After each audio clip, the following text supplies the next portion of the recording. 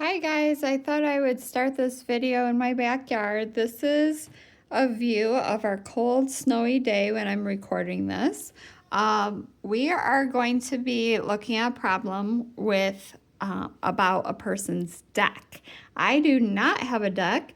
I have a patio, and I would tell you we could measure it, but it's full of snow right now, so we can't see where it stops and my yard begins.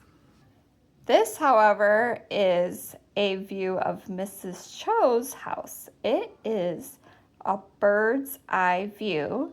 That's what it's called because this is what a bird could see when they fly over. She has a deck on the back right corner of her house. So you can see this is where the roof would be, and this would be the deck. She knows the distance around her deck, which would be the perimeter, and that is 60 feet. She also knows that one dimension of the deck is 12 feet. You're going to be solving this problem. She needs to know the other dimension of her deck. So if one side is 12 feet, and the whole perimeter is 60 feet, how long is the deck? So here's the width. She needs to know how much this is. So you're going to be given some supplies, including possibly measuring tape, colored tiles, maybe red linear pieces, string, and tape. You don't need all of these pieces. You could even just sketch out some of what you're thinking to solve this problem.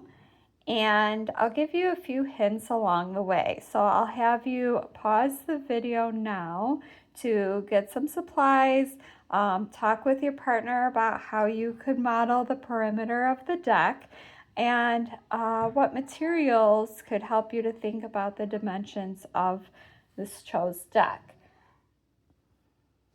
So go ahead and pause the video.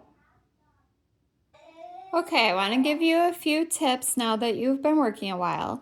I wanted to remind you that 60 is not the area inside. It is the distance all the way around. So you may have used the strategy of guess and check. We also want to use what we know about rectangles. So if we know that one side is 12 feet and we know that the shape of her deck is a rectangle, we would also be able to figure out the other side of the rectangle. So that's your first clue. Your second clue is that 60 feet is going to be way too much to have to make your string. But if you were to make a comparison and pretend that it's 60 inches or 60 centimeters, then you would still get the same numbers even though it's in a different type of unit.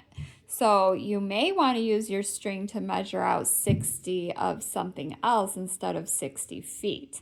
Also, if you're doing string, you'll want to make sure that you're taping at the corners so that you're able to make something into a rectangle shape. Go ahead and pause the video so that the teacher can walk around and see what everybody's thinking, maybe give some more helpful hints as you're working. You'll want to either sketch out or use your materials to figure out what remember you're trying to find this side, but then she really wants to know how long the deck is. So this is the width. You would be able to figure out this one. And then when you're ready, go ahead and unpause the video to figure out more. As the teacher is walking around, she's going to be figuring out which students are going to present this to the class. So when you're doing that, you might have different methods that lead you to the same correct answer. Okay, from the last hint, you probably figured out that if one side is 12 feet, then the other opposite side is also 12 feet. So then you may have guessed and checked to see what these amounts might be. You may also have subtracted what's left over and then divided it by 2 parts so that they are equal. If you did not do that, maybe you have some other strategies that you would like to share with the class. While you are sharing your strategies, I want everybody else to listen, and also you can open to the front cover of your book so that you can look at your ABCs of Math Talk to discuss clarifying questions and make sure that you are focused and asking anything that doesn't make sense. When you're done, you should have an answer of 18 feet for each side. Go ahead and discuss now.